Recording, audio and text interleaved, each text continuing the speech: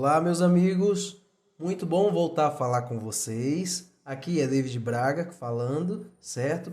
Vamos, pessoal, retomar então a nossa solução, né? A Hadoop que foi projetada para que a gente fechasse ali de forma prática, né? Fazendo hands-on, aplicando ali algumas metodologias, alguns formatos de engenharia, boas práticas, né? Fazendo um overview geral, né? Então, o que foi estimado dentro da nossa solução? Foram dois pipelines, um pipeline olhando para uma estrutura em processamento em lote, né, em batch, aí onde a gente vai ter uma carga de um grupo de informações que está em servidores externos e a gente vai trazer essa carga, né, fazer toda uma navegação dessa informação até a parte da visualização, do consumo dessa informação. E posteriormente teremos o fluxo, né, de streaming, que eu quero mostrar para vocês como funciona essa integração dentro do ambiente Hadoop também, tá bom? Então, eu acredito que com esses dois pipelines bem definidos, bem explicados, vai ficar muito fácil de vocês entenderem aí, né, como o ambiente de Big Data é poderoso, por que ele ainda é muito utilizado e, obviamente, né, ele sempre vai ser um recurso ali de processamento, de alta disponibilidade, alto consumo de dados, tá bom? Então vamos lá, pessoal. Hoje vamos olhar então para a nossa solução de pipeline para batch, tá? Então vocês viram que eu coloquei aqui, ó, batch consumindo Google Storage, né? Então qual que vai ser a ideia? Eu tenho arquivos em uma plataforma separada, né? Fora do meu ambiente Hadoop, certo? E esses meus arquivos estão carregados lá dentro de um Cloud Storage, né? Um Google Cloud Storage, né? Então, o que é, primeiramente, né, uma ferramenta de storage? Ele é uma ferramenta ali onde eu consigo ter um armazenamento por meio de diretórios, né? Esses armazenamentos, quando a gente está falando de storage na cloud, ela entra com um conceito chamado de Object Storage, né? O que é o Object Storage? Eu não preciso me limitar a ter um arquivo CSV, um TXT, porque eu consigo armazenar qualquer formato e qualquer tipo de arquivo, tá? Então, esse conceito e essa mecânica de armazenamento ajuda muito que a gente consiga dar uma vazão. Tanto é que são storages que criam ali toda uma estratégia de dados, onde a gente pode utilizar um data lake e tal, que é mais ou menos o caso que a gente está fazendo aqui, tá? Mas voltando à ideia da tecnologia, eu vou mostrar para vocês um pouquinho da estrutura, tá? Então, onde estão os meus dados nessa estrutura, tá? Eu tenho um storage ativo e para cada storage normalmente você pode criar alguns buckets. O que são buckets, pessoal? Como o nome já diz, né, referente ao inglês, são baldes informacionais, né? Então eu tenho ali, dentro da minha raiz, do meu storage, a condição de criar diretórios raízes, né? Então basicamente são meus diretórios pais ali, então são diretórios que passam a ser imutáveis. Por quê? Porque eu crio um diretório com uma nomenclatura específica para um projeto, tem ali toda uma estratégia, e esse nome passa a ser uma referência ali dentro do ambiente da Google, né? Então, quando eu precisar referenciar esse bucket em algum outro serviço, em algum outro sistema, em alguma outra conta, eu conseguiria fazer, né? Tendo ali a particularidade e algumas coisas para identificar esse bucket, tá? Para vocês verem aqui como que eu criei esse bucket, né? Então, o primeiro ponto, eu criei ele no formato standard, né? Então, quando a gente fala ali de dados quentes e dados frios, eu criei ele no formato padrão, que seria mais ou menos dados mornos, né? Então, depois, numa aula posterior, uma aula separada dessa trilha, eu vou trazer para vocês o conceito, né, de dados quentes e dados frios e como funciona isso na prática. E uma ótima exemplificação seria as plataformas da nuvem ali, que ela tem tudo separado ali quando eu vou contratar um storage e custos que são referentes a isso, tá bom? Dentro desse meu storage, ele está localizado nos Estados Unidos, né? E ele está como multirregião, né? Ele é multirregional. Por quê? Porque aí ele me dá uma alta disponibilidade, me dá menos riscos ali em relação à perca de informações, algum desastre, né? Até mesmo com o contexto ali de desastre recover, tá? Enfim, temos essas estruturas. Dentro desse bucket que foi criado, Bicicleta CDP Estudos, eu tenho alguns arquivos que foram carregados, tá? Para vocês terem um entendimento, né, da lógica e da estrutura de conceitual, Eu vou abrir os arquivos, né, posteriormente para mostrar a estrutura para vocês e trazer um pouquinho do assunto do negócio de cada arquivo desse, né, para que a gente consiga ter uma linha de raciocínio legal ali em relação à análise, né, porque eu vou fazer a ingestão, vamos fazer ali um processamento mínimo ali, né, entender ali o correlacionamento, integrar informações e a gente vai entrar em nível de análise, né, visualização. Então, para isso, é muito importante que a gente saiba qual é a informação, qual é a estrutura, qual que é o foco desse assunto de negócio que eu preciso utilizar, e qual que é a minha ideia de resposta para algum problema de negócio, né? Então, eu preciso estar bastante embasado com o contexto desses dados, tá? Olhando aqui na nossa estrutura de organização das aulas, tá?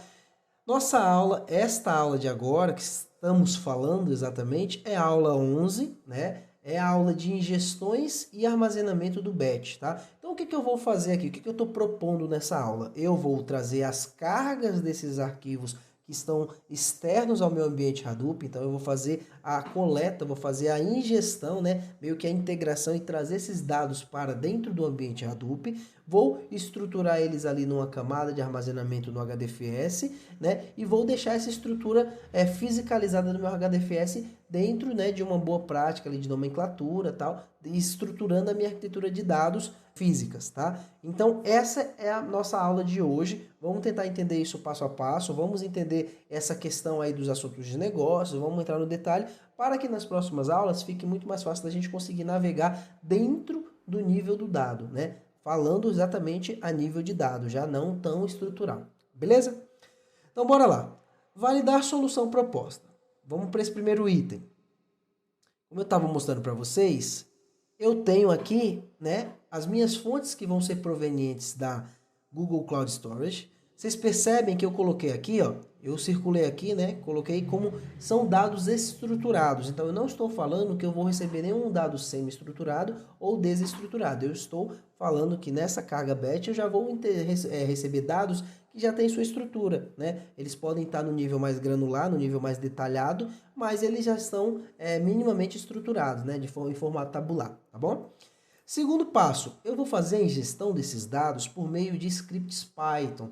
Nas aulas anteriores, quando a gente olhou um pouco para a ferramenta, para serviços, eu tive ali o Scoop, eu tive o Hive e o HBase e fiz algumas demonstrações rápidas para vocês. Qual que é o ponto aqui? O ponto é exatamente a gente diversificar, né? Olhando para uma linha de engenharia de dados um pouco mais robusta, né? Então, obviamente, eu poderia até mesmo criar algum formato, alguma outra estrutura aqui, mas quando a gente está falando de Google Cloud Storage, por ser um storage, ter arquivos fiscalizados lá, eu acredito que uma das melhores formas de fazer, né? E tenho isso na prática, como boa prática, seria por meio de scripts. E o Python é um grande mar, né, de possibilidades para a gente fazer isso de diversas maneiras e utilizando metodologias, utilizando boas práticas, tá? Vou navegar um pouquinho dentro desse contexto da linguagem Python, né, para que a gente consiga entender como que eu estruturei, né, qual que foi a ideia de metodologia, passo a passo, né, por que eu faço comando A, comando B, como que eu integro ali com a conta da Google para acessar as informações do Google Cloud Storage, tá?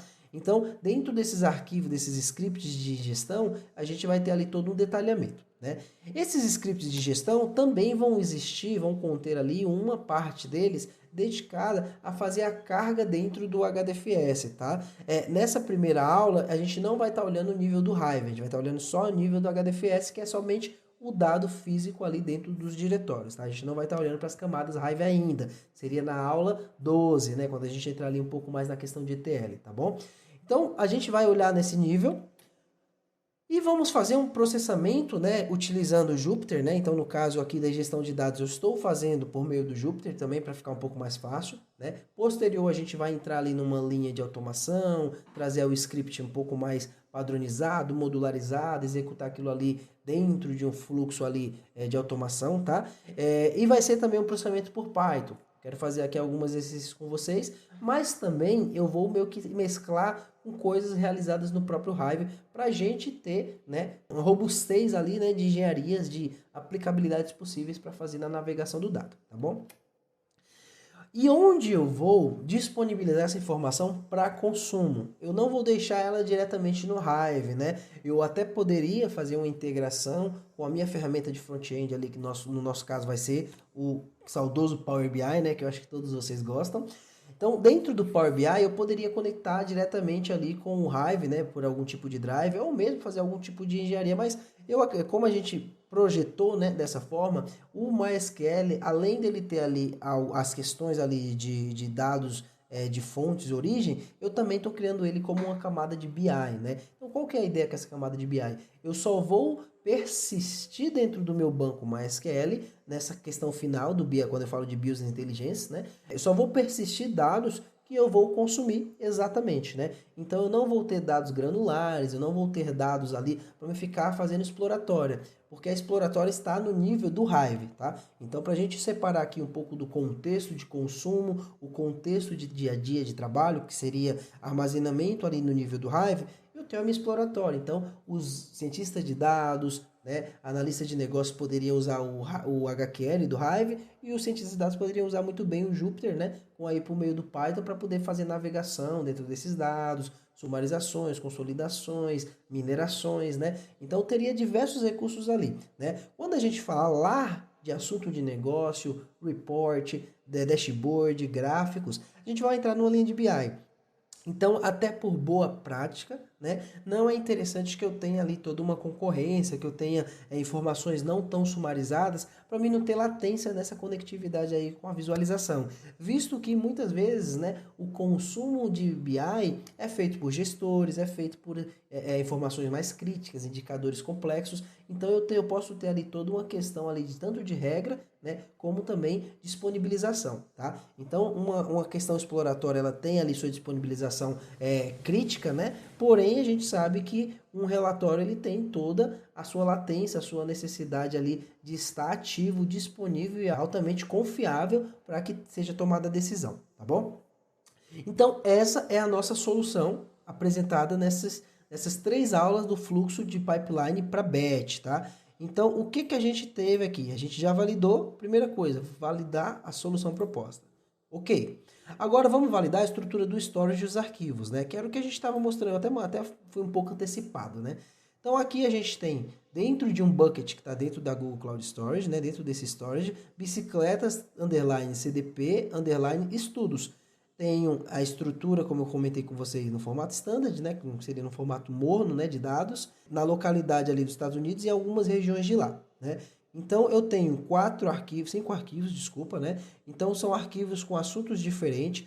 O que vocês estão vendo aqui como CAB, iniciando com CAB, eles são arquivos, esses aqui são o mesmo arquivo, só mudei a tipagem, tá.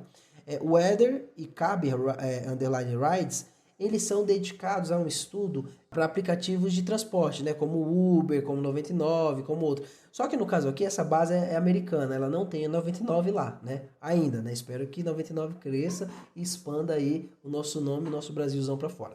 Mas a ideia aqui com o Cab Rides, a gente vai ter o Lyft, que é uma das empresas lá concorrente da Uber, né? E a Uber lá, então a gente vai olhar um pouquinho para essas análises. Nesse nível, a gente vai falar de análise, alguma coisa mais avançada. Para o nosso ponto 1 desse fluxo, a gente vai focar bastante nesse DVF Rides e DF Stations, que seriam as 2 bases de dados que estão correlacionadas com eventos de bicicleta, né, de corrida de bicicleta que ocorreram aqui em Brasília, no estado de Brasília, no Brasil, né? Então aqui no estado de Brasília houve ali algumas corridas e tem ali todo um registro do período, né, das corridas, de competidores, coisas também relativas às estações, qual foi a navegabilidade, o itinerário dessas rotas, tá? Então a gente vai ter esses dados aí para carregar. E posteriormente eu pretendo trazer qual que é o meu intuito também com esse projeto Data Lake aqui que a gente está construindo com a trilha do Hadoop, né?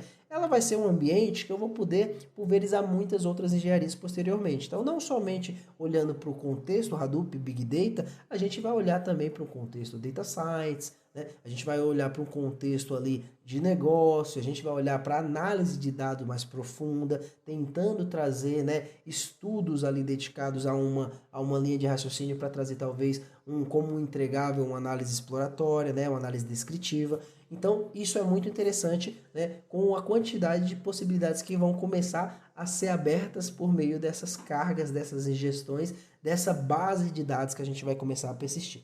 Beleza? Então, esse é o segundo ponto pensado para a aula de hoje, beleza? Então, fechamos esse segundo ponto. Terceiro ponto, pessoal, validar, né, validar as estruturas dos arquivos que serão ingeridos no ambiente Hadoop. Então isso é muito importante porque ela entra naquele discurso que a gente vê sempre acontecendo aí, né? Qual que é o melhor ciclo, né, de entender um estudo de ciência de dados, de se entender um estudo de carga, qual que é a melhor forma de eu entender ali, fazer uma análise sobre informações e qual que eu preciso utilizar, como eu poderia melhorar, otimizar essas integrações, como que eu conseguiria automatizar. Então, tudo isso é embasado na estrutura desses arquivos. Eu preciso entender eles, eu preciso ter minimamente as informações dessas cargas, desses arquivos, frequência, coisas desse tipo, tá? Isso a gente entraria numa linha bastante focada na engenharia de dados mesmo, na integração do dado, na automatização de processos de ingestão, né? No nosso caso aqui, a gente está com um viés um pouco mais dedicado para o assunto de negócio. O que é um assunto de negócio? Seria, né, um contexto específico de algum objeto, de alguma entidade que exista dentro do meu negócio e eu queira, né, entender sua dimensão, entender os seus detalhes, entender ali o seu contexto, no contexto mais profundo, digamos assim. Então, o que seria um assunto de negócio? Quando a gente vai fazer a visualização de vendas, eu estou falando de um assunto de negócio. Vendas é um assunto específico de alguns segmentos, de algumas indústrias, né? E dentro desse assunto, eu navego ali em dimensões de visualização, em dimensões de entendimento, né? Eu posso estar olhando ali para vendas de produtos, eu posso estar olhando ali para vendas a nível de tempo. Então, eu tenho diversas maneiras de mencionar essas informações para poder entendê-las, né? Então, basicamente, é um assunto de negócio. No nosso caso aqui, a gente vai entender o que esses dados que eu estou fazendo essa carga, que eu estou fazendo essa movimentação, nessa integração, o que eles querem, o que eles representam aqui a nível analítico, tá bom? Então, bora lá. Vamos entender essas estruturas. Então, cara 1, DF Rides. Vocês vão vendo, né, que eu tenho aqui algumas colunas, certo? Depois eu vou mostrar isso para vocês no banco de dados, vai ficar um pouco mais fácil de enxergar, mas realmente eu quero entrar nesse nível aqui, que é o nível que o engenheiro de dados, que o analista de dados, ele pega muitas vezes a informação. Nem sempre ela vai estar em uma tabela bonitinha, com a taxonomia bem inteligível ali, né, bem intuitiva, né? A gente muitas vezes tem esses dados no formato um pouco mais sistemático, digamos aqui, né?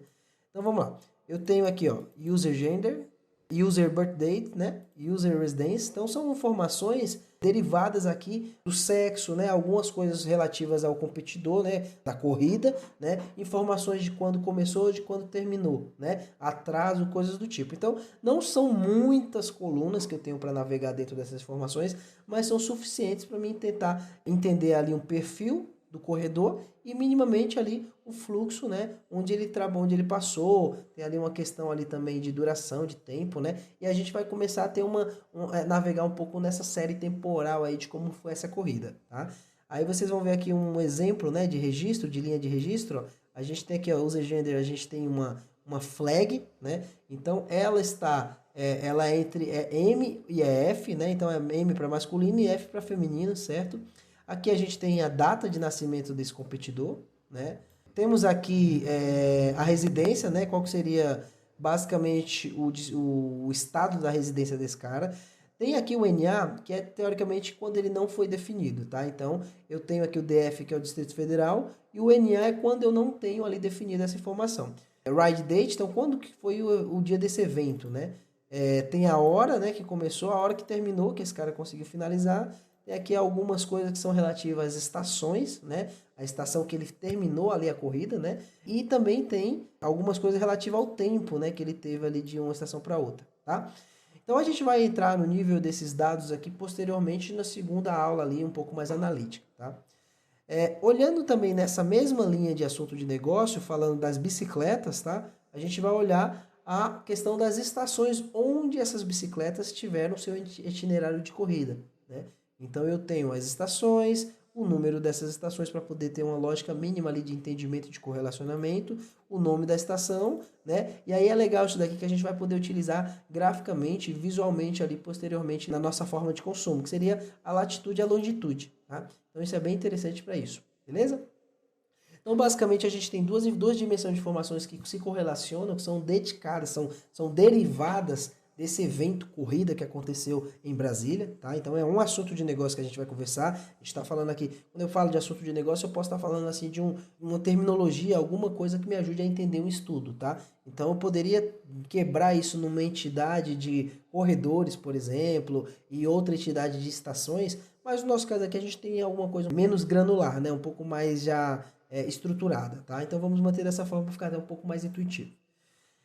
E aí nessa segunda estrutura eu tenho o copyrights, como eu falei para vocês, né? Que são informações de duas empresas, né? Aplicativo móvel de transporte, né? Que seria o Lyft, que eu tenho que existe lá nos Estados Unidos, né? E a Uber, né? Uber que a gente conhece muito bem aqui, que eu utilizo bastante também, né? Então, a gente vai entender aqui como foram as projeções, como foram, né, o volume de corridas, o lucro, né? Tem aqui toda uma série de questões aqui de indicadores que a gente vai avaliar, algumas métricas de performance, algumas coisas que a gente consegue extrair dentro dessas informações. E o tempo, né? O tempo é bem importante porque, no caso aqui, ele tem impacto direto para, por exemplo, quantas corridas foram feitas na semana X, visualizando que um ponto de impacto foi o tempo dificultoso, um tempo chuvoso na região X. E aí eu tenho ali toda uma influência, um aspecto de influência que, analiticamente falando, nos dá, né, toda uma percepção de complicação para uma empresa A ou uma empresa B ter uma performance, ter uma produtividade alta, tá? Então, essas são as nossas 4 estruturas de dados que a gente vai fazer a carga olhando para o universo de lote dentro do HDFS, tá? Agora, beleza, entendemos as estruturas, agora vamos olhar e vamos realizar a carga dos arquivos do diretório local, tá? Então, o que eu vou fazer para vocês, pessoal? Eu vou apresentar, né, os scripts que a gente tem aqui, né, em gestões provenientes do Google Storage, tá? Aula 11, trilha Hadoop. Então, o que eu fiz aqui, tá? Eu não vou entrar muito nessa seara, que foi a instalação de algumas bibliotecas, né? Então, quando a gente fala de Python, quando a gente fala de utilizar ali o Jupyter, né, como um compilador, um executor ali dos nossos scripts, a gente sempre vai precisar de uma biblioteca que a gente não tenha dentro da base. Então, o pip por trás, eu vou trazer todo um estudo de pip para vocês ali detalhado. Eu acho muito importante isso ficar muito claro para você que está se capacitando na engenharia de dados, para você que é cientista de dados, que precisa fazer migração de ambientes virtualizados ali, de pacotes de bibliotecas de versões específicas que estão funcionando em um estudo X, um estudo Y, né? Então isso é muito importante ter esse domínio, tá? Então aqui foram instaladas algumas bibliotecas para fazer que esses outros códigos, esses outros comandos funcionassem bem, né? E eu tenho aqui alguns scripts, né? Eu procurei fazer um comentário aqui bastante simplificado e bastante dedicado a cada um dessas células de execução, tá? Então, por exemplo, aqui seriam nossos imports, né? A gente teria quais seriam as bibliotecas que eu estou utilizando para esse fluxo, né? E aqui seriam as minhas credenciais, onde eu estou olhando para minhas credenciais. Obviamente que o storage, ele precisa de algum recurso, né, de autenticação no ambiente, porque senão eu não consigo acessar as informações. Essas informações estão privadas, né? Elas fazem parte de uma conta, né, por exemplo, de um terceiro ali que disponibilizou para mim. Então ele precisa me dar um nível de credencial. O que a gente vai estar utilizando dentro desse nosso estudo vai ser as credenciais em formato JSON. Então o que eu faço? Eu vou na plataforma, né, crio ali um serviço, né, um usuário de serviço, né, e aí esse usuário de serviço, que seria como se fosse um usuário que me dá acesso, ele gera ali uma credencial para mim poder utilizar e acessar essas informações que estão dentro do storage. E aí eu consigo aplicar essas credenciais, fazer a leitura, fazer a movimentação, fazer toda a gestão dos buckets e do storage dentro do ambiente, tá? Obviamente que depende também um pouco do nível de permissão, né? A gente aqui está falando de uma permissão full aqui, geral, de administrador mesmo, tá? Então, beleza, pessoal. Agora vamos entrar nesse nível, então, da execução dessas cargas. O que a gente vai fazer primeiramente, tá? Para onde eu vou carregar esses arquivos, ó?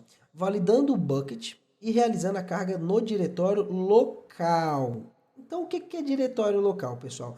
Diretório local, dentro de uma estrutura de Linux, né? O que eu tenho quando eu estou falando de um cluster Hadoop? Né? Entrando nesse detalhe aqui é importante. Então, vamos lá. Eu vou criar aqui Eu vou fazer uma... Eita, duplicar essa tabela aqui. Então, bora lá. Bora. vou subir pro usuário root, tá? Pra gente ter todos os privilégios que a gente precisar. Dar um clear aqui. Então, beleza. Como funciona? Eu tenho, né? Aqui desse lado esquerdo, o Mobo é legal por isso. O lado esquerdo eu tenho aqui os meus arquivos, né? E os meus diretórios escondidos, né? Que eu tenho diretórios escondidos aqui, que são esses ofuscados. E os diretórios que eu criei, tá? Então, vamos dar aqui, ó. Comando básico aqui do Linux, né? ls. E aí eu vou colocar um parâmetro ltra.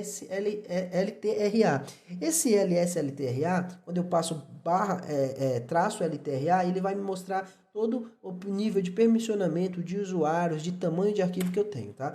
Então, o que ele vai me listar aqui, ó? Ele me listou, né? Então, eu tenho uma quantidade de arquivos aqui, né? Então, ele mostra até os arquivos ocultos, né? Eu tenho arquivos Java, eu tenho arquivos notebooks, né? Eu tenho arquivos aqui SSH, eu tenho arquivos de configuração, eu tenho arquivo TXT, né? Então, o que eu tenho aqui? Qual que é a minha lógica? Dentro do meu script, eu estou propondo, né, que eu vou fazer aqui, são as minhas credenciais, correto?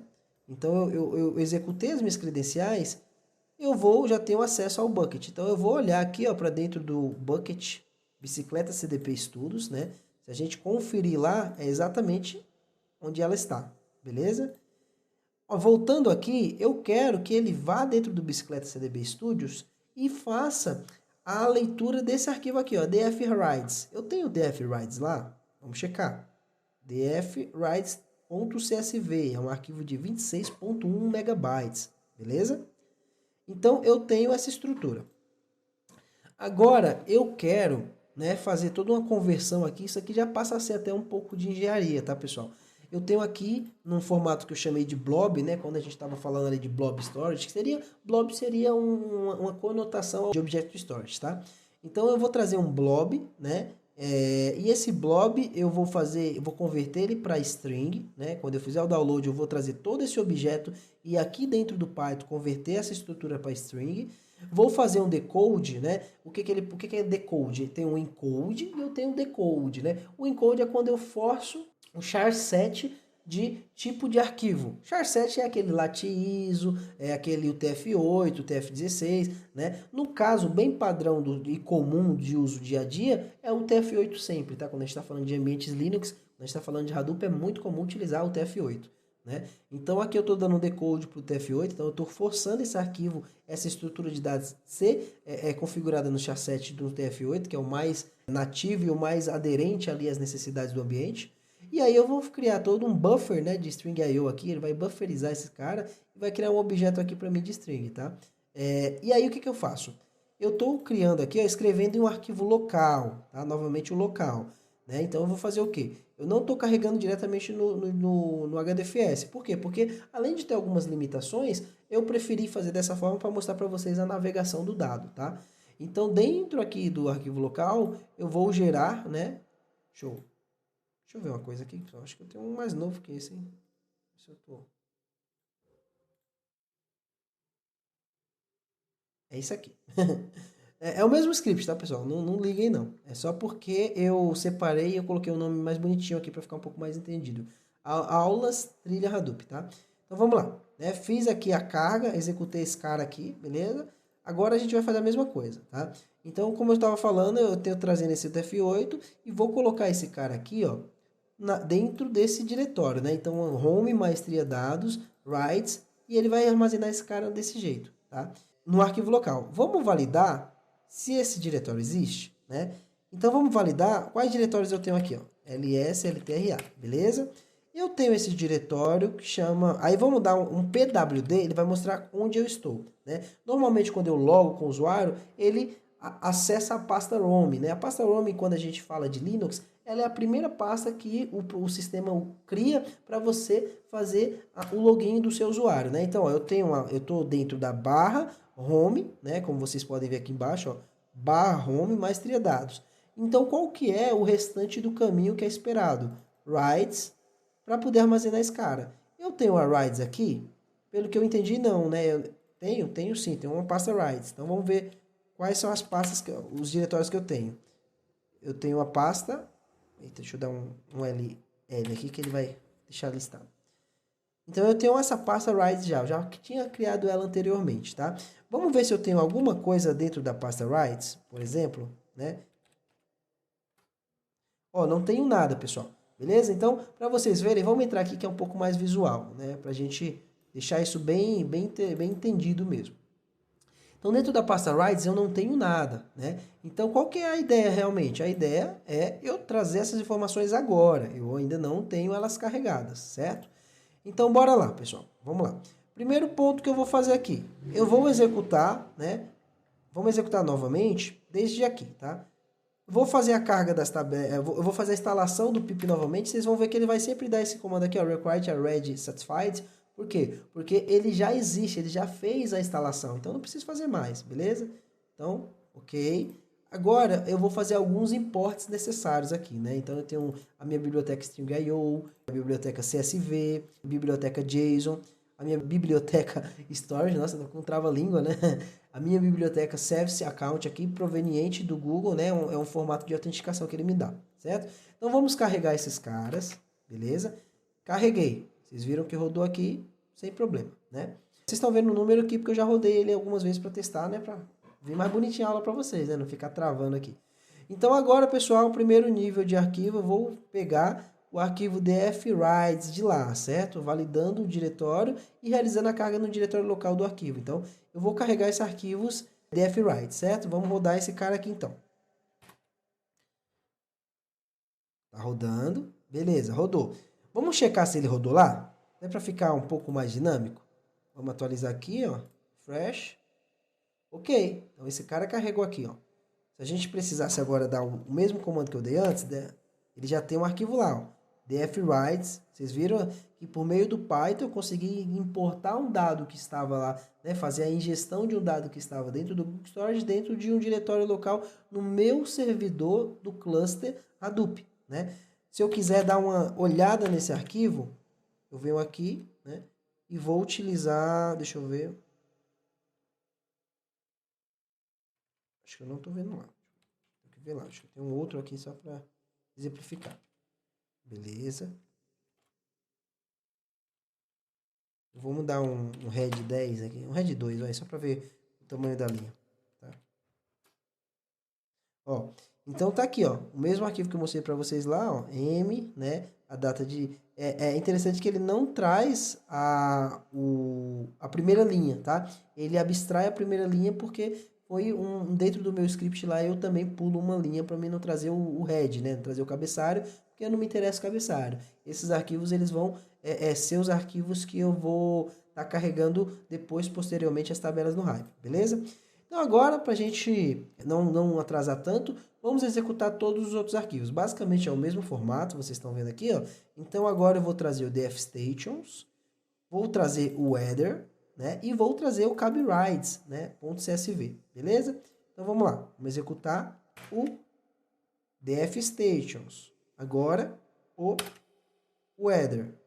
Agora eu vou executar o caberides.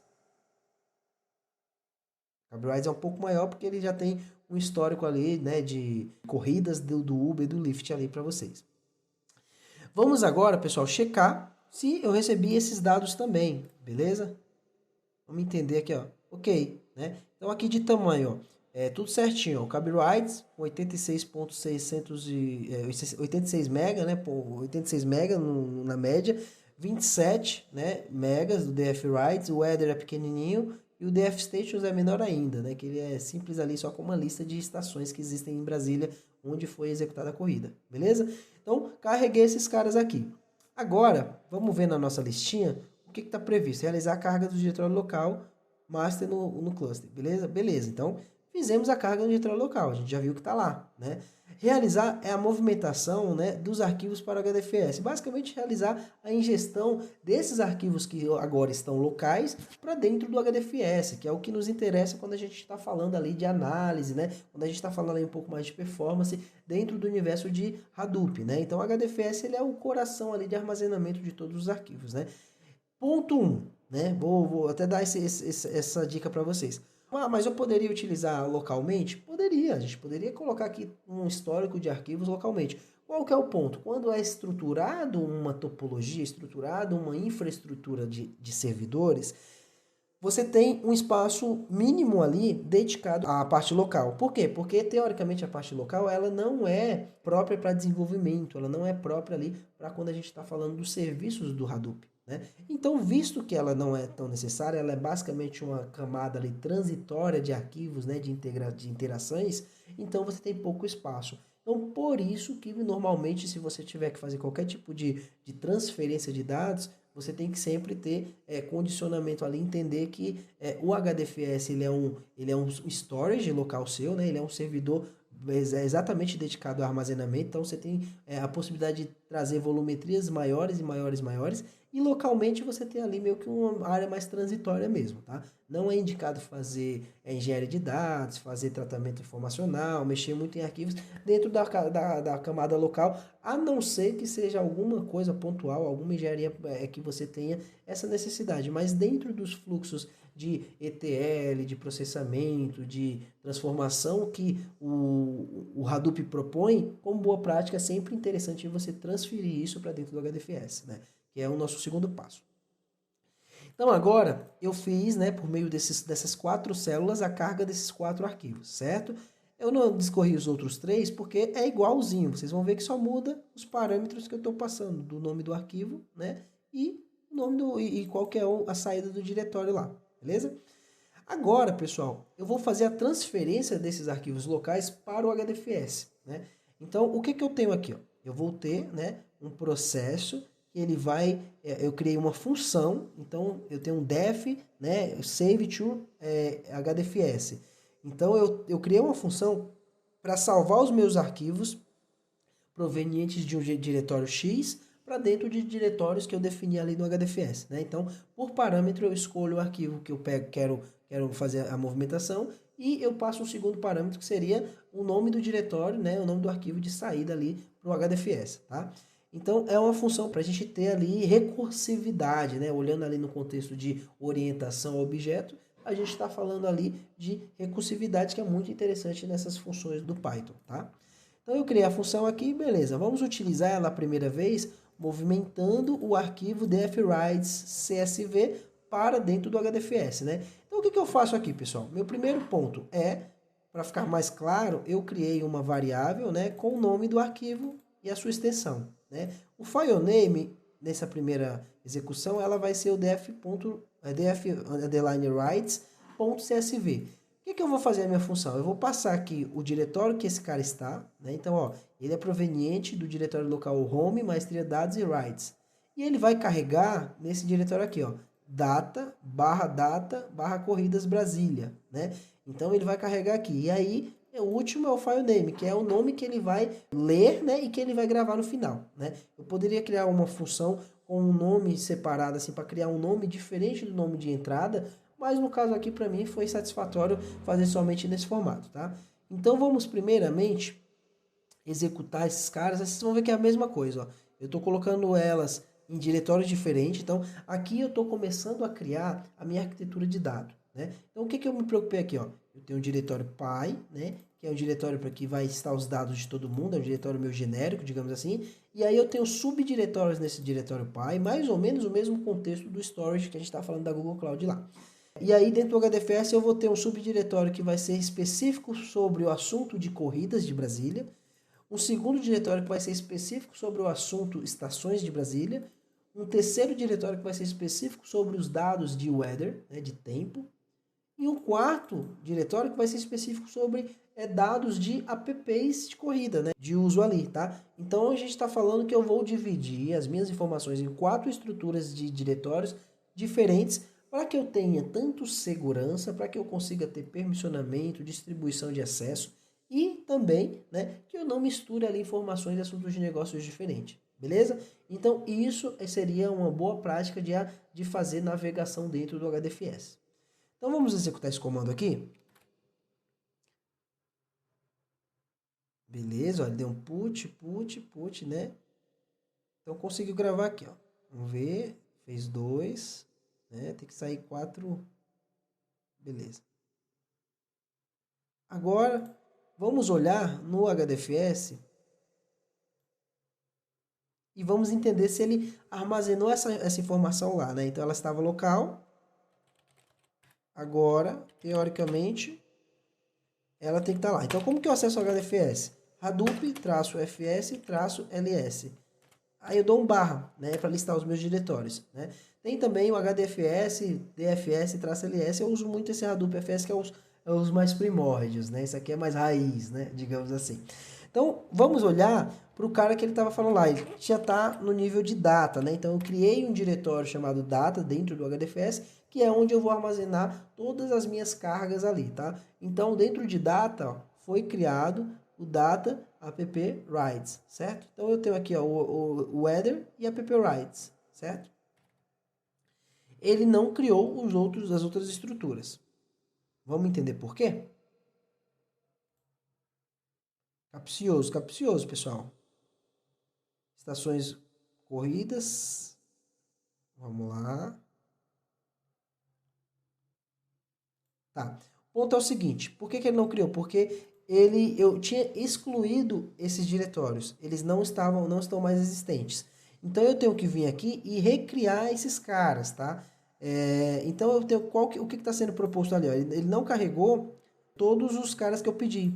Ele não carregou exatamente os que estão faltando, ó, Corridas Brasília e Estações Brasília.